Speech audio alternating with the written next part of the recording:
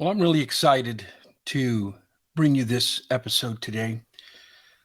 As I sit here towards the end of the year and I'm doing some reflecting on the year 2022, I got to say it's been a wild ride the last couple of years here in the hobby. I've really uh, sat back and I'm really amazed at the ups and the downs that we've had in the last couple of years. And there's one thing that I don't really like to talk about things that I don't know much about, but I am an observer. I am a big time advocate of learning. I love learning. I love watching people and listening to what they say. And sometimes you collect little bits and pieces, and you're able to come up with a thought, an idea, or a theory of what's really going on. And that's the case today. Today, I want to share with you a clip from Patrick Bet David. This clip is pretty powerful and it inspired me to create this video. And it really is going to give us an overall lesson on what happened to the hobby market in 2022. You ready? Then let's do it.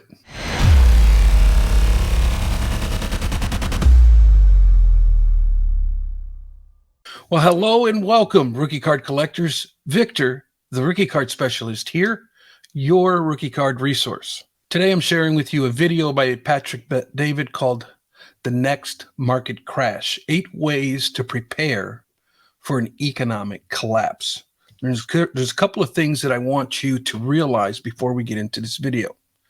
First is I want you to be open-minded, because there's a lot of things here that he said that I'm going to share with you that apply to what happened to the sports card market. Next thing I want you to realize is that some of this stuff is we're dealing with economies and government and that sort of thing. It's more of a channel for businesses and entrepreneurs and that sort of thing. But listen to the things that are really applicable to today's hobby. And at the end of it, it's about a 4-minute clip that I'm going to share with you.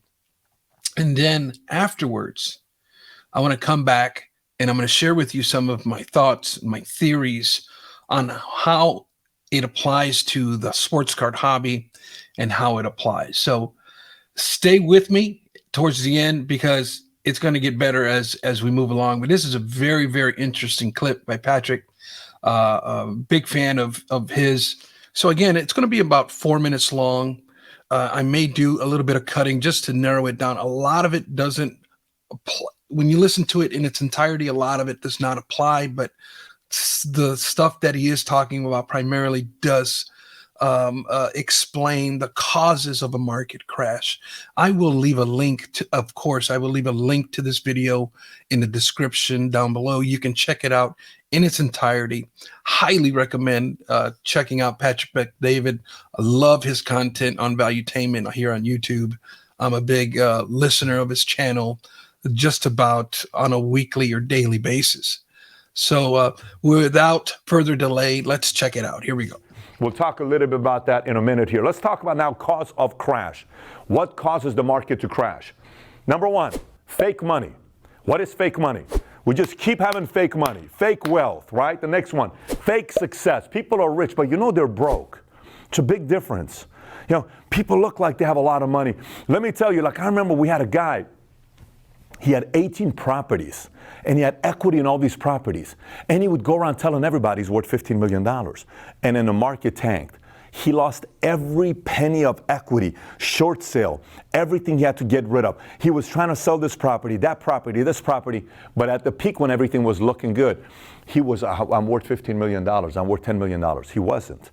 It was fake money. And the moment we had a crash, he lost it all, that went away. You have to be very careful with knowing the difference between fake money. Next one, market manipulation happens a lot.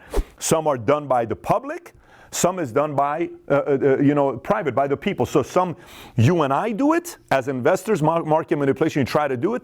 And the other one is that the government's doing, and we talk about that here in a minute. 4, geopolitical terror. 9/11 happens. We could experience something like that. When it happens, again, that's a black swan type of an event.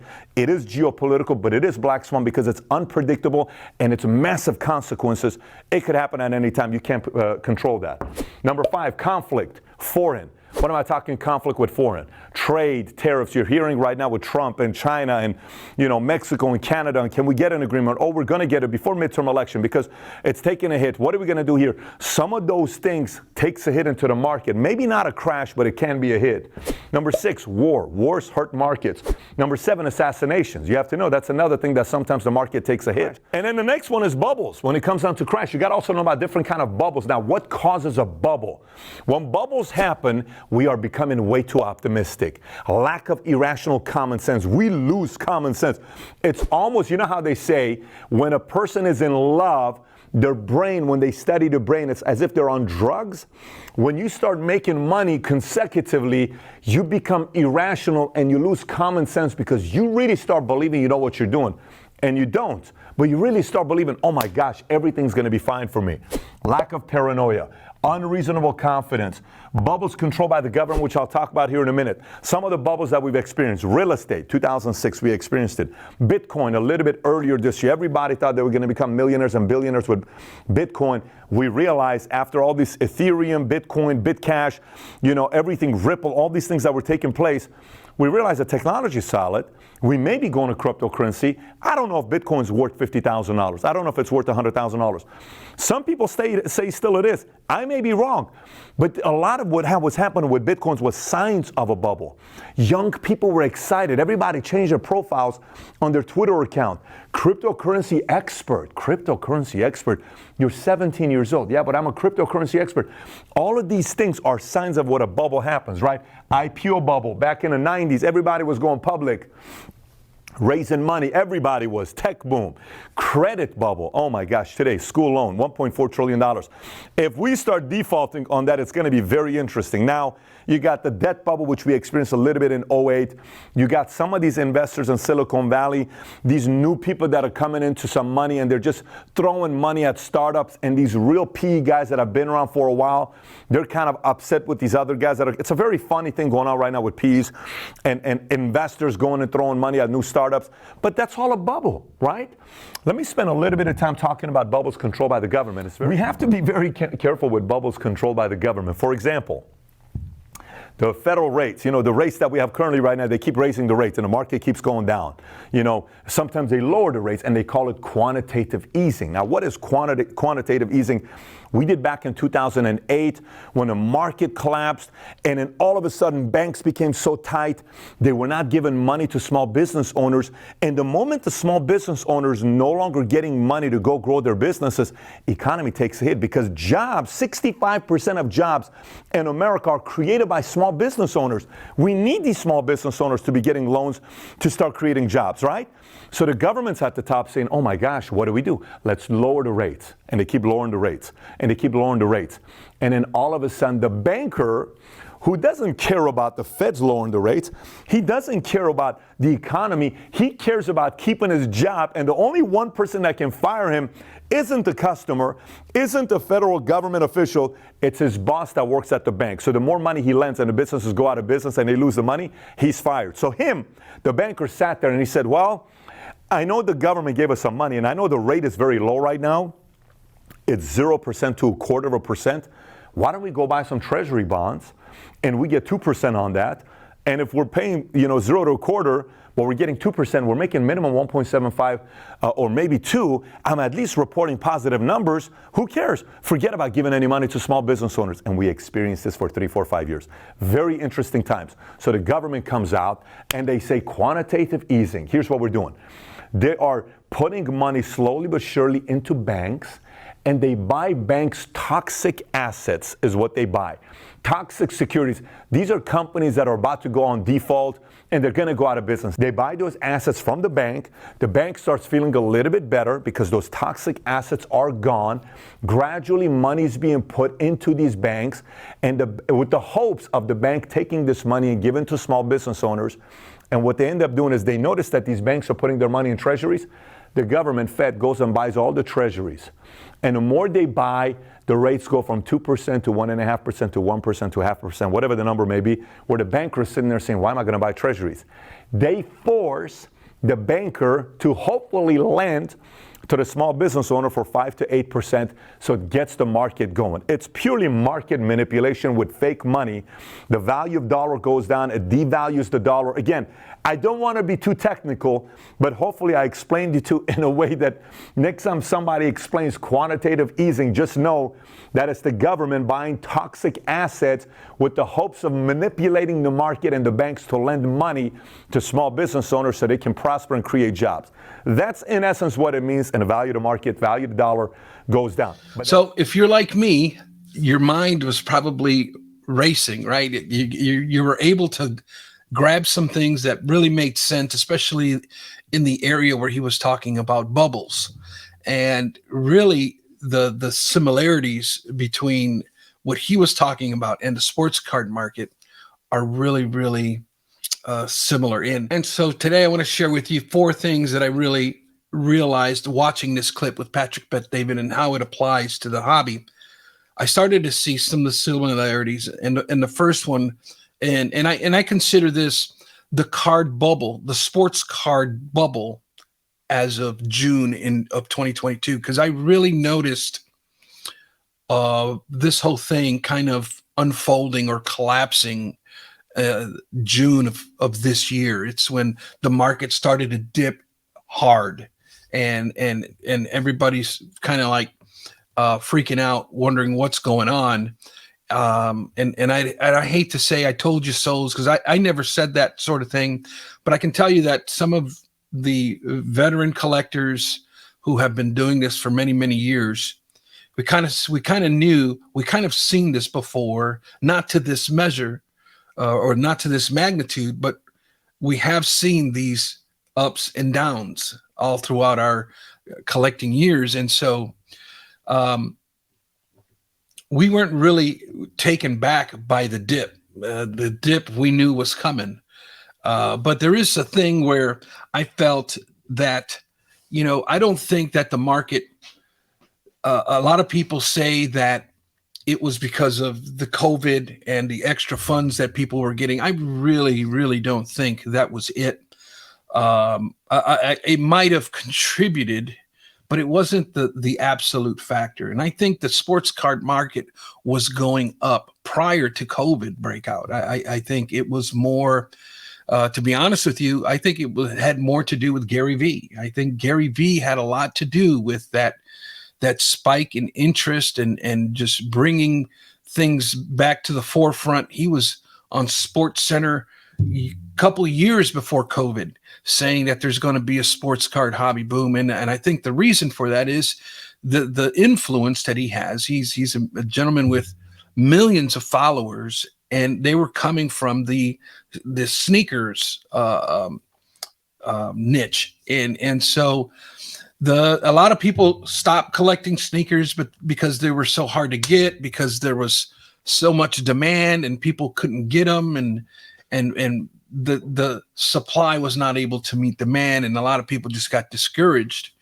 and they jumped ship. They followed Gary into the sports card market, and they came, and it just generated, which is my first point, too much optimism. And that optimism is kind of like your son or daughter who's in high school or college, right? They're dating, and they come home and say, I want to get married to this person. You say, hold on, time out here. You just met this person 48 hours ago. What do you mean you're going to get married? And they're so in love, and they're so filled with optimism, right, that it becomes irrational. And that's kind of what we saw in the sports card market. with the optimism that Gary V brought in, and this, it was irrational. And what it does is it brings a lack of common sense. And that's kind of what, the people who were already here in the space, we're kind of looking at each other like, man, what the heck is going on? This is insane. This doesn't make any sense, is what we were telling ourselves. Some of us, jumped on and just started selling, and with keeping in mind, we'll buy it back when the dip comes. And I didn't do that personally, but I don't blame those who did, because the optimism lacked rationality. And so it brought this lack of common sense. Then, everybody starts jumping on this, this hype train, and we have this kind of cocky, unreasonable confidence that we started having. And that's where we started to see a lot of new startups with like an investment type mentality coming in. And we had influencers forming and really generating or feeding gas into the fire that had already been lit. And this thing just like really took off. And so this just generated even more excitement and more demand for sports cards. But, is this kind of excitement, is it sustainable long term? A lot of people were hoping that it would, and they did everything in their power to make it be that way. But and then you had those, I guess, naysayers, right? The guys who are just like, this is crazy. This is a house of cards getting ready to collapse. And I know, with the prices going up, me myself for 2022, I actually started in 2021. I went a long while getting very few cards because the prices had just spiked so much. And so a lot of that, man, for about a year and a half, my purchases came down quite a bit because I was just waiting to ride this thing out. I wasn't going to pay these prices. And don't get me wrong, I paid, for some things, but as far as volume of purchasing, I really toned it down. And now I'm still here lately at the end quarter of 2022 is when I'm starting to really pick up steam again. So I'm excited about that. But this whole new, this excitement and this buzz starts to create new businesses, new startups in the space. And that's how come we've seen so many come up in the last year and a half or two. And we're starting to see a lot of them just drop off because, the fire is not as hot anymore. But it really, what it creates, and I'm getting a lot of this, guys, is just inspiration out of what Patrick said. But it creates those toxic assets, right? It becomes this pump and dump, this hype, this manipulation of the market type of thing is what happens. With that said, another element that we can look at taking this a little deeper is not so much Gary V and friends leaving, but more the banks buying up the toxic assets, handing out money to small businesses and startups, and just throwing that money back out here. And I think a lot that had something to do with it. When you start handing money out that way, eventually all of that's going to come to a head, and somebody is going to have to pay for it. And so we're starting to see the consequences of those decisions. And it's not criticism. I understand. We were in a pandemic, one that we haven't seen in a very long time. They did what they had to do with what was in their best interest, or they thought was in their best interest, to support small businesses, to keep people working, to keep the doors open, and all of that sort of thing. There's a litany of political issues that go along with that. And I'm not taking nothing away from that. And I do acknowledge that there was a lot of disorder in the way those funds were allocated. But nonetheless, we're talking about the market crash for the sports cards, and not so much, and I think the government did have something to play in it. But when you start to look at this thing holistically, you start to see, wow, okay, this kind of all starts making sense. And here's one of the main things that I want you to realize about the video that I just showed you with Patrick Bet-David. He uploaded that video onto his channel, Valuetainment, on November 6th, 2018. See, so this was a couple of years before all of this even happened. So what we're starting to see Patrick explain is an avenue, a system within the business community where they study cycles and trends. And this type of thing is not new in this type of space. And so what we're seeing is a collapse in the market due to toxic assets that were manipulated. Prices were manipulated because of the pump and dump schemes. And a lot of it, you guys, to be honest with you, I think a lot of it is self-induced. We kind of did this to ourselves, and we kind of got duped, right? At least some of us did. But here's the thing in all of it, man, and I'm gonna finish up with this. I started to notice, and I don't know how accurate this might be. Maybe you can leave a comment down below, but I really feel, as I was sitting back and observing all of this on a day-to-day basis, I feel like Gary Vee saw the pressure that the hobby was giving him. He was really was taken back by the backlash that he got as he got more and more into it.